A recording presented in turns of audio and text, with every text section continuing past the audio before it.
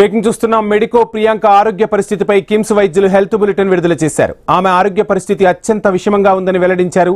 తలకు తీవ్ర గాయాలు కావడంతో సికింద్రాబాద్ కిమ్స్ లో ఆమె చికిత్స పొందుతున్నారు. ప్రస్తుతం వెంటిలేటర్ పైనే చికిత్స కొనసాగుతోంది. రాజమండ్రిలో ఇద్దరు యువకులు కారుతో ఢీకొట్టడంతో ప్రియాంక తీవ్రంగా గాయపడ్డారు. ప్రియాంక హెల్త్ బులెటిన్ కు సంబంధించి ఫుల్ డీటెయిల్స్ మా ప్రతినిధి రత్నకుమార్ అందిస్తారు. రత్నకుమార్, మెడికో ప్రియాంక ఆరోగ్య పరిస్థితి అత్యంత విషమంగా ఉన్నట్లు తెలుస్తోంది. సో హెల్త్ బులెటిన్ లో ఏ అంశాలు తెలియజేశారు డాక్టర్లు?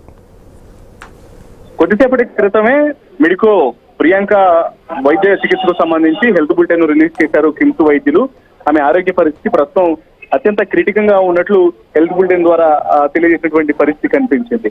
సో కొద్దిసేపటి క్రితమే కిమ్స్ వైద్యులు హెల్త్ బులెటిన్ ను రిలీజ్ చేశారు. ఇందులో ముఖ్యంగా ఇప్పటికీ కూడా ఆమె ఆరోగ్య పరిస్థితి విషమంగానే ఉన్నట్లు తెలియజేసినటువంటి పరిస్థితి అనేది కనిపిస్తూ ఉంది.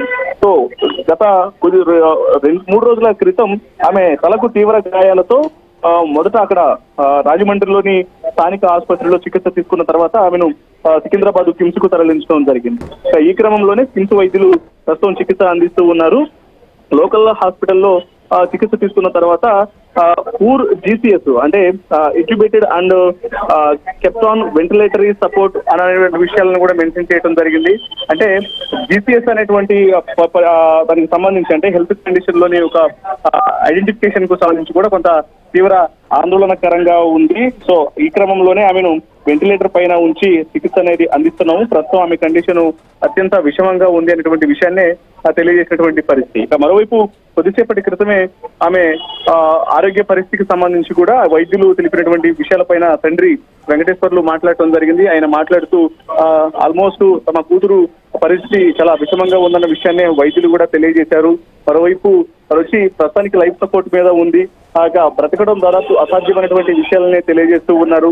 అలాగే ఆర్గాన్ డొనేషన్ కు సంబంధించినటువంటి అంశాలను కూడా తమతో మాట్లాడటం జరిగింది. అది తాము చర్చించుకొని తెలియజేస్తామన్నటువంటి విషయాలను కూడా తెలిపాము అంటూ తండ్రి వెంకటేశ్వర్లు మీడియాతో మాట్లాడినటువంటి సందర్భాలను కూడా చూసాము. ఇంకా ప్రస్తుతం ఆమె పరిస్థితికి సంబంధించి ఒకవైపున కుటుంబ సభ్యులు ఆవేదన వ్యక్తం చేస్తూ ఉన్నారు. అలాగే కిమ్స్ ఆసుపత్రికి చిన్నతనం నుంచి కూడా ఆమెతో కలిసి చదువుకున్నటువంటి స్నేహితురాళ్ళు ఇక్కడకు చేరుకొని ప్రస్తుతం ప్రియాంక ఆరోగ్య పరిస్థితికి సంబంధించి అందుతున్నటువంటి చికిత్సకు సంబంధించి కూడా ఆమెను చూసిన తర్వాత కన్నీరు మున్నీరుగా వెళ్తున్నటువంటి సిచ్యువేషన్స్ అనేవి కనిపించాయి. మొదటి నుంచి ప్రియాంక ఎంతో కష్టపడి చదువుకున్నటువంటి యువతి, కష్టపడి చదువుకునే ఆమె మెడికల్ సీటు సాధించేంత వరకు ఎంబీబీఎస్ లో కావచ్చు, పీజీ డెర్మటాలజీ సీటు సాధించేంత వరకు కూడా అహర్నిశలు కష్టపడి చదువుకొని ఆ సీటు సాధించి ఈ మధ్య కాలంలోనే రాజమండ్రి మెడికల్ కాలేజ్ కు ఆమె జాయిన్ అవ్వటం జరిగింది.